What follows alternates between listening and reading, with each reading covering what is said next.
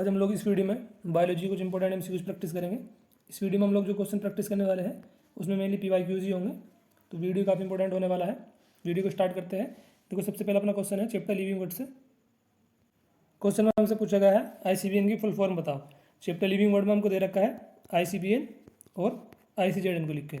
ICBN की full form होती है international code for botanical nomenclature और आईसीजेडएन की होती है international code of zoological nomenclature.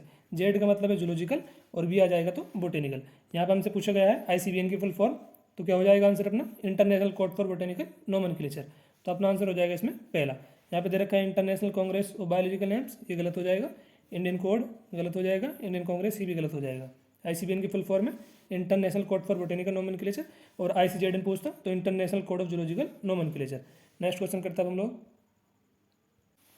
Next question में हमसे पूछा गया है select the correct return scientific name of mango which was first describe by Carol असिनियस। मैंगो का साइंटिफिक नेम लिख के दे रखा है और हमसे पूछा है कि ऑप्शन ABCD में से क्या आंसर होगा। तो यहाँ पे दे रखा है देखो मेंजिफेरा इंडिका। मेंजिफेरा जीनस है और इंडिका जो है ये है स्पीसीज। तो स्पीसीज को लिखते हैं हम कैपिटल लेटर से और जीनस की शुरुआत करते हैं, जीनस की शुरुआत जो होती है वो होती है कैपिटल लेटर से और जो स्पीसीज की है वो होती है स्मॉल लेटर से। तो ऑप्शन है तो दे रखा है यहाँ पे हमको गलत लिख के। और ऑथर का नाम जो लिखा जाता है एब्रीवेटेड फॉर्म में लिखा जाता है, पूरा नहीं लिखा जाता, तो ये भी गलत हो जाएगा। यहाँ पे हमको सही दे रखा है मेंजिफेरा इंडिका लीन। आंसर हो जाएगा यहाँ पे सी। और यहाँ पे दे रखा है मेंजिफेरा इंडिका, जीनस की शुरुआत कर रखी है कैपिटल लेटर से, बिल्कुल सही लिख के दे रखा है। और स्पेसिफिक एपिथेट की शुरुआत हो रही है यहाँ पे स्मॉल लेटर से, तो ये भी सही दे रखा था। लेकिन यहाँ पे ऑथर का नाम नहीं दे रखा एब्रीवेटेड फॉर्म में, तो डी गलत हो जाएगा, बी भी गलत हो जाएगा, ए भी गलत हो जाएगा।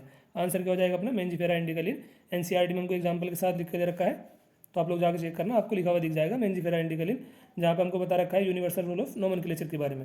क्वेश्चन में हमसे पूछा गया था कि मैंगो का साइंटिफिक नेम और ऑथर जो है उसको कैसे कैसे लिखा जाता है। तो जब हम लोग एनसीईआरटी में पढ़ता है यूनिवर्सल रूल ऑफ नोमेनक्लेचर, तो वहाँ पे हमको साफ साफ लिख के दे रखा है मैंगो के एग्जाम्पल मेंजिफेरा इंडिका लीन। यहाँ पर अपना आंसर हो जाएगा। जीनस की शुरुआत होती है कैपिटल लेटर से जब हम लिखते हैं और स्पेसिफिक एपिथेट को लिखा जाता है स्मॉल लेटर से और ऑथर का नाम बाद में लिख दिया जाता है एब्रीवेटेड फॉर्म में। तो यहाँ पर अपना आंसर हो जाएगा सी। अगला क्वेश्चन करते हैं हम लोग। नेक्स्ट क्वेश्चन है नीट 2018 में हमसे पूछा गया है किंगडम प्रोटिस्टा से। Which of the following organism are known as chief producer in the ocean. Ocean में चीफ प्रोड्यूसर कौन होता है? डाइनोफिलिजिलेट, डाइटम्स, यूग्लिनोइड या फिर साइनोबैक्टीरिया। तो यहाँ पर अपना आंसर क्या हो जाएगा? Diatoms. Diatoms are known as chief producer in the ocean. NCERT की लाइन है और हमसे पूछा गया है 2018 नीट में, तो अपना आंसर हो जाएगा यहाँ पे डाइटम। नेक्स्ट क्वेश्चन है chrysophyte, euglenoid, dinoflagellate and slime mould are include in the kingdom. कौन से किंगडम में इंक्लूड होते हैं सारे के सारे? Chrysophyte, euglenoid, dinoflagellate, slime mould and protozoans, ये सारे के सारे बिलोंग करते हैं किंगडम प्रोटिस्टा को। तो अपना आंसर यहाँ पे हो जाएगा प्रोटिस्टा। फंजाई गलत हो जाएगा, मोनेरा में बैक्टीरिया वगैरह आते हैं और एनिमेलिया वैसे नहीं होने का, तो अपना आंसर हो जाएगा यहाँ पे protista. Chrysophyte, euglenoid, dinoflagellate, slime mould and protozoans all are include in kingdom protista. Next question करते हैं हम लोग। नेक्स्ट क्वेश्चन हमसे पूछा गया है नीट 2020 में फ्लोरिडियन स्टार्च है similar structure to. Floridean starch की स्ट्रक्चर किसके सिमिलर होती है? स्टार्च और सेलुलोज के, अमाइलोपेक्टिन ग्लाइकोजन के, मेनिटोल एल्जिन के, लेमिनिन एंड सेलुलोज के। तो अपना आंसर हो जाएगा यहाँ पे amylopectin and glycogen. Floridean starch has structure similar to amylopectin and glycogen. B answer यहाँ पे हो जाएगा अपना इस क्वेश्चन में।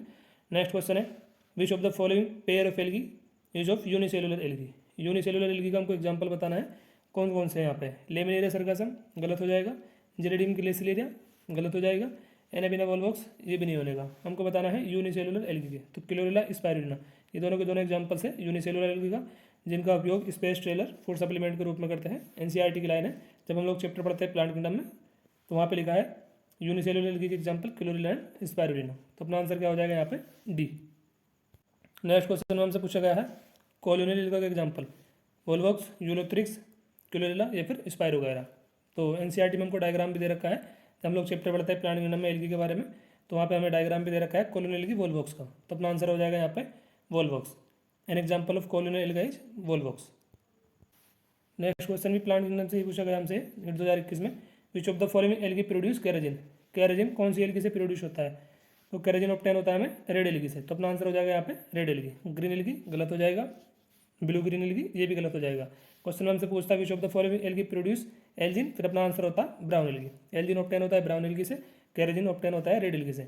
यहाँ हमसे पूछा गया है केराजिन के बारे में, तो अपना आंसर है रेड एल्गी। अगर यहाँ लिख के देता है विच of the following algae produce Elgin, तो फिर अपना आंसर क्या होता है? Brown algae. तो ये पॉइंट आप लोग ध्यान रखो, केरोसिन लिखा आएगा तो रेड एलगी, एल्जीन लिखा हुआ आ जाएगा तो ब्राउन एलगी।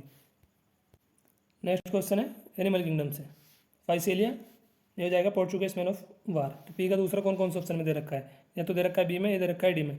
आंसर या तो बी होगा या फिर होगा डी। सी गलत हो जाएगा, ए भी गलत हो जाएगा। लिमुलस हो जाएगा लिविंग फॉसिल, क्यू का हो जाएगा तीसरा, तो क्यू का तीसरा यहाँ भी दे रखा है, यहाँ भी दे रखा है। एंसाइलिस टोमेटा ये हो जाएगा हुकूम, आर का हो जाएगा फोर्थ, और पिंकटाडा पर्लुस्टन। तो अपना आंसर क्या हो जाएगा इसमें, डी। फाइसेलिया ये हो जाएगा Portuguese man of war, limulus living fossil, Ancylostoma, hookworm, Pinctada pearl oyster. इसका पहला किसी और ऑप्शन में दे भी नहीं रखा, देखो एक मैच कर जाएगा तो अपना आंसर फिर उससे भी हम लोग निकाल सकते हैं अगर बाकी का नहीं पता था। जैसे मोलस्का के एग्जांपल में हमको दे रखा है, लिखे एनसीईआरटी में पिंकटाडा पर्लोस्टर, इसका पहला बाकी किसी ऑप्शन में था भी नहीं। अगर एक भी पता है और मैच कर रहा है तो हम लोग उससे अपना आंसर निकाल सकते हैं मैचिंग वाले क्वेश्चन में। अगला क्वेश्चन करते हैं हम लोग। नेक्स्ट क्वेश्चन है, the animal with bilateral symmetry in young stage and radial pentamerous symmetry in adult. वयस्कों में विसम्मिति और लार्वा में द्विपार्श्व विसम्मिति कौन से फाइलम में होती है, तो अपना आंसर हो जाएगा यहाँ पे इकाइनोडर्मेटा। मोलस्का गलत हो जाएगा, एनिलिडा गलत हो जाएगा, निडेरिया गलत हो जाएगा, अपना आंसर हो जाएगा यहाँ पे इकाइनोडर्मेटा। वयस्कों में विसम्मिति होती है इनमें, और लार्वा में द्विपार्श्व विसम्मिति। एनसीईआरटी में देखो हमको लिख के दे रखा है एसिमेट्री के बारे में, पोरिफेरा एसिमेट्रिकल एनिमल है, सिलेंट्रेटा और टिनोफोरा ये रेडियल सिमेट्री पाई जाती है इनमें। और बात करें प्लेटिलमिनथीस से लेकर कॉर्डेटा तक तो सारे के सारे बायलेटरल सिमेट्रिकल होते हैं, लेकिन यहाँ पे इकाइनोडर्मेटा एक एक्सेप्शन है। तो वहीं ये हमको लिख के दे रखा है क्वेश्चन में, animal with bilateral symmetry in young stage, radial pentamerous symmetry in adult stage, phylum belong to phylum. तो यहाँ पर अपना आंसर हो जाएगा इकाइनोडर्मेटा, ये एक एक्सेप्शन है तो इसको आप लोग ध्यान रखोगे।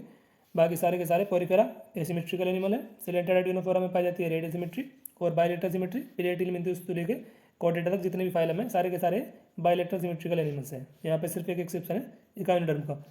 अगला क्वेश्चन करते हैं। क्वेश्चन हमसे पूछा गया है नीट 2020 में, the root that originate from base of stem are fibrous root, primary root, lateral root, prop root. ऐसी रूट जो ओरिजिनेट होती है from base of stem, stem के बेस से जो रूट ओरिजिनेट होती है उन्हें क्या बोला जाता है, fibrous root, prop root, primary root, lateral root. तो अपना आंसर हो जाएगा यहाँ पे फाइब्रस रूट। नेक्स्ट क्वेश्चन हमसे पूछा गया है, बोगेनविलिया में जो थॉर्न है ये किसका मॉडिफिकेशन है, रूट का, लीफ का, स्टाइप्यूस का, या फिर स्टेम का। तो बोगेनविलिया में जो थॉर्न पाया जाता है मॉडिफिकेशन है स्टेम का। नीट 2017 का क्वेश्चन है तो अपना आंसर हो जाएगा यहाँ पे B. In bougainvillea the thorn are modification of stem. Next question है, regeneration of damage growing grass following grazing is largely due to. Herbivore के द्वारा जो घासें चली जाती हैं उनको रीजनरेट कराने का काम कौन करता है, lateral meristem, apical meristem, intercalary meristem, secondary meristem. Answer हो जाएगा यहाँ पे intercalary meristem. Regeneration of damage growing grass following grazing is largely due to intercalary meristem. Herbivore के द्वारा जो घासें चली जाती हैं उनको जो रीजनरेट कराने का काम करता है वो करता है इंटरकैलरी मेरिस्टेम। एनसीईआरटी की लाइन है तो अपना आंसर हो जाएगा यहाँ पे C, intercalary meristem. Next question में हमसे पूछा गया है, प्लांट हैविंग लिटिल और नो सेकेंडरी ग्रोथ।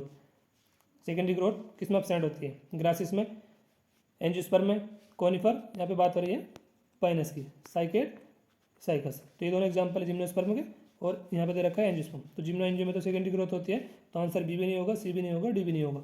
आंसर हो जाएगा यहाँ पे ग्रासिस मोनोकोट। मोनोकोट में सेकेंडरी ग्रोथ नहीं होती, और यहाँ पे एग्जाम्पल दे रखा है मोनोकोट का ग्रासिस। हमसे पूछा था कि प्लांट हैविंग लिटिल और नो सेकेंडरी ग्रोथ, कौन सी प्लांट में सेकेंडरी ग्रोथ नहीं होगी।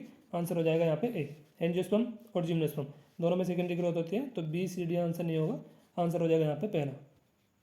नेक्स्ट क्वेश्चन है, the epithelial tissue present on the inner surface of bronchioles and fallopian tubes. Bronchioles and fallopian tubes की इनर सरफेस पे कौन से एपिथेलियल टिश्यू पाया जाता है, सीलिएटेड एपिथेलियल टिश्यू। ग्लैंडुलर गलत हो जाएगा, स्क्वेमस गलत हो जाएगा, क्यूबोइडल गलत हो जाएगा। आंसर हो जाएगा यहाँ पे ciliated epithelial tissue. Next question है, द सेल जंक्शन का tight, adhering and gap junction are found in. ये जो जंक्शन है टाइट, अडेरिंग और गैप कौन सी टिश्यू में पाए जाते हैं, कनेक्टिव, न्यूरल, मस्कुलर, या फिर एपिथेलियल टिश्यू। आंसर हो जाएगा यहाँ पे एपिथेलियल टिश्यू। नेक्स्ट क्वेश्चन हमसे पूछा गया है नीट 2021 में, cell the unit of life chapter से, the organelle that are include in the endomembrane system. Endomembrane system में कौन कौन से ऑर्गेनल इंक्लूड होते हैं, तो माइटोकॉन्ड्रिया यहाँ भी दे रखा है, यहाँ भी दे रखा है, और यहाँ भी दे रखा है। डी भी नहीं होगा, बी भी नहीं होगा, ए भी नहीं होगा। माइटोकॉन्ड्रिया एंडोमेम्ब्रेन सिस्टम का पार्ट नहीं है, और ऑप्शन ए में भी हमको माइटोकॉन्ड्रिया दे रखा है, बी में भी दे रखा है, सी में भी दे रखा है। तो ये तीनों ऑप्शन गलत हो जाएंगे। आंसर हो जाएगा यहाँ पे C, endoplasmic reticulum, Golgi complex, nucleolus, vacuoles. ये सारे के सारे पार्ट्स हैं एंडोमेम्ब्रेन सिस्टम का, ये इंक्लूड होता है एंडोमेम्ब्रेन सिस्टम में।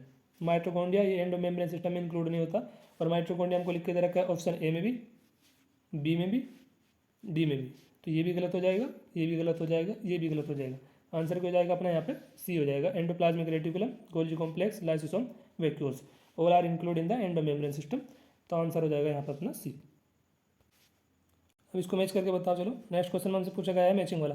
क्रिस्टी इनफोल्डिंग ऑफ माइटोकॉन्ड्रिया जो इनर मेम्ब्रेन है, तो पी का हो जाएगा यहाँ पे तीसरा।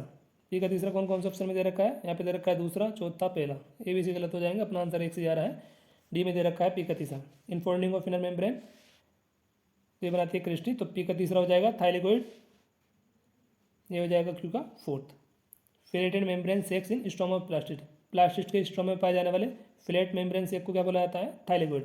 सेंट्रोमेर प्राइमरी कॉन्स्ट्रिक्शन है क्रोमोजोम में, जैसे क्रोमोजोम की स्ट्रक्चर होगी तो ये बीच में जो होता है इसे बोला जाता है सेंट्रोमेर। और एक क्रोमोजोम में क्रोमेटिड कितना होता है, क्रोमेटिड होता है दो, एक ही हो जाएगा, एक ही हो जाएगा। ये जो बीच की स्ट्रक्चर है इसे बोला जाता है प्राइमरी कॉन्स्ट्रिक्शन या centromere. Cisternae disc shape structure found in Golgi apparatus, तो इसका हो जाएगा दूसरा। तो अपना आंसर हो जाएगा यहाँ पर डी। क्रिस्टी ये हो जाएगा infolding of mitochondria, flattened membrane sac in stroma, thylakoid, centromere primary constriction in chromosome, cisternae disc shape sacs in Golgi apparatus. ये आंसर हो जाएगा यहाँ पे। नेक्स्ट क्वेश्चन है identify the basic amino acid from the following. Basic amino acid का example बताना है यहाँ पे, कौन सा होगा, टायरोसिन, ग्लूटामिक एसिड, वेलिन या फिर लाइसिन। तो अपना आंसर हो जाएगा यहाँ पे लाइसिन। बेसिक अमीनो एसिड के एग्जांपल कौन कौन से होता है, हिस्टिडीन, आर्जिनिन, लाइसिन। तो यहाँ पे लाइसिन दे रखा है सी में, सी अपना आंसर हो जाएगा। नेक्स्ट क्वेश्चन में हमसे पूछा गया है the two functional group characteristics of sugar. Sugar में पाए जाने वाले दो फंक्शनल ग्रुप कौन कौन से होते हैं, hydroxyl methyl, carbonyl phosphate, carbonyl methyl, carbonyl hydroxyl. तो अपना आंसर हो जाएगा यहाँ पे D. The two functional group characteristic of sugar are carbonyl and hydroxyl. Next question में हमसे पूछा गया है मैचिंग वाला क्वेश्चन है, मैच करके बताओ क्या आंसर होगा यहाँ पे। Select the correct answer from the option given below. S phase में होता है डीएनए का रेप्लिकेशन, पी का हो जाएगा फोर्थ। पी का फोर्थ कौन कौन से ऑप्शन में है, या तो दे रखा है सी में या डी में। ए गलत हो जाएगा, बी भी गलत हो जाएगा। G2 में होती है प्रोटीन की सिंथेसिस, तो क्यू का पहला यहाँ दे रखा है, तो अपना आंसर हो जाएगा D. Question stage inactive stage answer हो जाएगा इसका। और G1 फेज क्या है, interval between mitosis and initiation of DNA replication. यहाँ होता है G1, S, G2 और M। माइटोसिस और सिंथेसिस फेज के जो बीच का फेज है उसे बोला जाता है G1 फेज। माइटोसिस और initiation of DNA replication, DNA का रेप्लिकेशन कौन से फेज में होता है, एस फेज में। तो एस फेज और एम फेज के बीच में जो फेज है उसे बोला जाता है G1 फेज। ऐसी एस फेज जो है ये between G1 and G2 phase है, और जो G2 है between mitosis and synthesis phase. तो अपना आंसर हो जाएगा यहाँ पे डी। नेक्स्ट क्वेश्चन है the centriole undergoes duplication during. Centriole का डुप्लीकेशन होता है एस फेज में, आंसर हो जाएगा यहाँ पे बी। नेक्स्ट क्वेश्चन है नीट 2021 का, the first stable product of CO2 fixation in sorghum. First stable product बताना है कार्बन डाइऑक्साइड का, C4 प्लांट में कौन सा होता है, तो यहाँ होता है ऑक्जेलो एसिटिक एसिड, आंसर हो जाएगा यहाँ पे C. Phosphoenol pyruvate is the primary carbon dioxide acceptor. Primary carbon dioxide acceptor जो फोस्फेनोल पायरुवेट है ये कौन से प्लांट में होता है, C2 में, C3 में, बोथ C3 एंड C4 या फिर C4। तो आंसर हो जाएगा यहाँ पे पहला। मैंने अपने चैनल पे कुछ दिन पहले एक वीडियो डाली थी जिसमें मैंने आप लोगों की टेबल कराई थी, मैं भी आप लोगों को दिखाता हूँ, वहाँ से दोनों क्वेश्चन लिए गए हैं। देखो यहाँ पे हमको बता रखा है कैरेक्टरिस्टिक्स, इधर है C3 प्लांट और इधर है C4 plant. Primary carbon dioxide acceptor C3 plant में होता है राइबोलोज बिस्फोस्फेट RUBP, और C4 प्लांट में प्राइमरी कार्बन डाइऑक्सेप्टर है PP फोस्फेनोल पायरुवेट। तो ये हमसे पूछा गया था, तो अपना आंसर हो जाएगा वहाँ पे PP। और RUBP एक 5 कार्बन कंपाउंड है और PP 3 कार्बन कंपाउंड है।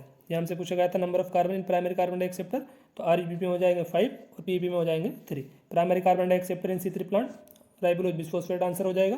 पूछ लिया जाएगा प्राइमरी कार्बन डाइऑक्सेप्टर इन C4 प्लांट, तो आंसर हो जाएगा PP। Primary carbon dioxide fixation product C3 plant में फॉस्फोग्लिसरिक एसिड 3 कार्बन कंपाउंड है। Primary carbon dioxide fixation product C4 plant में है ऑक्जेलो एसिटिक एसिड और एक 4 कार्बन कंपाउंड है। कैलिन साइकिल कहाँ पे चलती है C3 प्लांट में, मेसोफिल सेल में, और यहाँ पे चलती है बंडल शीथ सेल में। बात करें इनिशियल कार्बोक्सिलेशन रिएक्शन की, तो दोनों में चलती है मेसोफिल सेल में। नंबर ऑफ सेल जो फिक्स करती है कार्बन डाइऑक्साइड को, तो C3 प्लांट में तो है 1 मेसोफिल, C4 प्लांट में है 2 mesophyll cell and bundle sheath cell. Next point अपना पेपकेज एंजाइम C3 प्लांट में एब्सेंट है और C4 में है प्रेजेंट। पेपकेज एब्सेंट C3 में, C4 में प्रेजेंट। एंजाइम रुबिस्को दोनों में प्रेजेंट है, both C3 plant as well as C4 plant. Rubisco present होता है मेसोफिल सेल में C3 प्लांट में, यहाँ पे होता है बंडल शीथ सेल में। क्रेंच एनाटोमी यहाँ पे एब्सेंट है C3 में और यहाँ पे प्रेजेंट है C4 में। तो ये टेबल है, इससे आप लोगों को क्वेश्चन देखने को मिल सकता है, तो इसको आप लोग अच्छे से याद कर लेना। एक बार और देख लेते हैं इसे। प्राइमरी कार्बन डाइऑक्सेप्टर C3 में RUBP, C4 में PP। 5 कार्बन कंपाउंड है, RUPP 3 कार्बन कंपाउंड है। PP primary carbon dioxide fixation product, C3 plant में PGA, और ये कितने कार्बन होते हैं इसमें, 3 carbon. Oxaloacetic acid primary carbon dioxide fixation product है, C4 प्लांट में 4 कार्बन कंपाउंड है। कैल्विन साइकिल कहाँ पे होती है, यहाँ पे म्यूजोफिल सेल में चलती है या बंडल शीथ सेल में। इनिशियल कार्बोक्सिलेशन रिएक्शन दोनों में होती है म्यूजोफिल सेल में। नंबर ऑफ सेल जो फिक्स करती है कार्बन डाइऑक्साइड को, यहाँ पे 1 है, यहाँ पे 2 है, बहुत म्यूजोफिल सेल है, म्यूजोफिल सेल और बंडल शीथ सेल। एंजाइम पेपकेस यहाँ पे एब्सेंट है और यहाँ पे प्रेजेंट है, C3 में एब्सेंट, C4 में प्रेजेंट। रुबिस्को की बात करें दोनों में प्रेजेंट है। रुबिस्को प्रेजेंट होता है यहाँ पे म्यूजोफिल सेल में C3 प्लांट में, यहाँ पे बंडल शीथ सेल में। क्रेंज एनाटोमी C3 में एब्सेंट, C4 में प्रेजेंट। अगला क्वेश्चन करते हैं हम लोग अब। तो ये क्वेश्चन था अपना नीट 2021 का, first stable product of carbon dioxide fixation C4 plant, sorghum में पूछा था, तो आंसर हो जाएगा यहाँ पे C। और PP प्राइमरी कार्बन डाइऑक्सेप्टर होता है C4 प्लांट में, तो यहाँ पर आंसर हो जाएगा A। नेक्स्ट क्वेश्चन है, aerobic respiratory pathway is appropriately term. Aerobic respiratory pathway को क्या बोला जाता है, और पैराबोलिक, एनाबोलिक, कैटाबोलिक या फिर एम्फीबोलिक। बी आंसर हो जाएगा यहाँ पे aerobic respiratory pathway is appropriately term as amphibolic. Next question है नीट 2021 का, plant follow different pathway in response to environment और phase of life from different kind of structure, this ability is called plasticity. Elasticity, maturity, flexibility गलत हो जाएगा, answer हो जाएगा यहाँ पे प्लास्टिसिटी। नेक्स्ट क्वेश्चन है PGRC प्लांट ग्रोथ रेगुलेटर से, name of the plant growth regulator which upon spraying on sugar cane crop. Sugar cane की क्रॉप पे स्प्रे करने से increase the length of stem, stem की लेंथ इंक्रीज हो जाती है और शुगर कैन क्रॉप की यील्ड भी इंक्रीज हो जाती है। तो हमें उस PGR का नाम बताना है कौन सा होगा, साइटोकाइनिन, इथाइलिन, जिब्रेलिन या फिर FCC एसिड। देखो अगर शुगर कैन कहीं भी लिखा हुआ दिख जाए ऑप्शन में और PGR से तुमसे क्वेश्चन पूछा गया है और लिखा हुआ दिख जाए कि शुगर कैन की यील्ड इंक्रीज हो रही है, तो फिर अपना आंसर हो जाएगा यहाँ पे जिब्रेलिन। आंसर भी हो जाएगा, NCERT की लाइन है। प्लांट ग्रोथ रेगुलेटर का उसका हमको नाम बताना था, जिसको हम लोग अगर शुगर केन की क्रॉप पे छिड़काव करें, स्प्रे करें, तो स्टेम की लेंथ भी इंक्रीज हो जाएगी और शुगर केन क्रॉप जो है उसकी यील्ड भी इंक्रीज होगी। तो आंसर हो जाएगा यहाँ पे जिब्रेलिन, NCERT में लिख के दे रखा है, तो आंसर यहाँ पे अपना हो जाएगा B। नेक्स्ट क्वेश्चन है, breathing and exchange of gases chapter से मैच करके बताओ रेस्पिरेटरी कैपेसिटी को, कौन सा आंसर होगा अपना ABCD में से। टाइडल वॉल्यूम ये हो जाएगा 500 ml। ए का तीसरा कौन कौन से ऑप्शन में दे रखा है, या तो दे रखा है A में या B में, तो C भी आंसर नहीं होगा, D भी नहीं होगा। इंस्पिरेटरी रिजर्व वॉल्यूम ये होता है 2500 से 3000 ml, B का पहला यहाँ पे दे रखा है, बाकी किसी ऑप्शन में है भी नहीं, आंसर हो जाएगा यहाँ पे अपना B। टाइडल वॉल्यूम ये हो जाएगा 500 ml, इंस्पिरेटरी रिजर्व वॉल्यूम 2500 से 3000 ml, एक्सपायरेटरी रिजर्व वॉल्यूम 1000 से 1100 ml, रेजिडुअल वॉल्यूम ये हो जाएगा 1100 से 1200 ml, B आंसर हो जाएगा यहाँ पे। नेक्स्ट क्वेश्चन है, प्लाज्मा में पाई जाने वाली प्रोटीन से फाइब्रिनोजन का काम है ब्लड की क्लोटिंग कराना, तो ए का हो जाएगा दूसरा, ए का दूसरा यहाँ दे रखा है, बाकी किसी ऑप्शन में है भी नहीं, तो ये सारे के सारे हो जाएंगे ऊपर के गलत। ए भी गलत हो जाएगा, बी भी गलत हो जाएगा, सी भी गलत हो जाएगा। Fibrinogen blood clotting, albumin osmotic balance को बनाए रखती है, ग्लोबुलिन का काम है defence mechanism of the body, body के डिफेंस मैकेनिज्म में हेल्प करना, तो आंसर हो जाएगा यहाँ पे डी। सी का पहला, ए का हो जाएगा यहाँ पे दूसरा, बी का तीसरा, सी का पहला, डी आंसर है यहाँ पे। Fibrinogen blood clotting, globulin defence mechanism of the body and albumin osmotic balance. Next question है, which enzyme is responsible for conversion of inactive fibrin into fibrin. Inactive fibrinogen को fibrin में कौन convert कर देता है, थ्रोम्बिन, आंसर हो जाएगा यहाँ पे बी। एपिनेफ्रिन, रेनिन, थ्रोम्बोकाइनेज गलत हो जाएगा। थ्रोम्बोकाइनेज क्या काम करता है, इनएक्टिव प्रोथ्रोम्बिन को थ्रोम्बिन में कन्वर्ट करता है, और थ्रोम्बिन का काम है फाइब्रिनोजन को फाइब्रिन में कन्वर्ट कर देना। यहाँ हमसे पूछा गया है फाइब्रिनोजन को फाइब्रिन में कौन कन्वर्ट करता है, थ्रोम्बिन। अगर हमसे पूछता है which enzyme is responsible for conversion of prothrombin to thrombin, फिर अपना आंसर होता है थ्रोम्बोकाइनेज। लेकिन यहाँ पूछा गया है इनएक्टिव फाइब्रिनोजन को फाइब्रिन में कौन कन्वर्ट करेगा, तो आंसर हो जाएगा यहाँ पे थ्रोम्बिन, बी।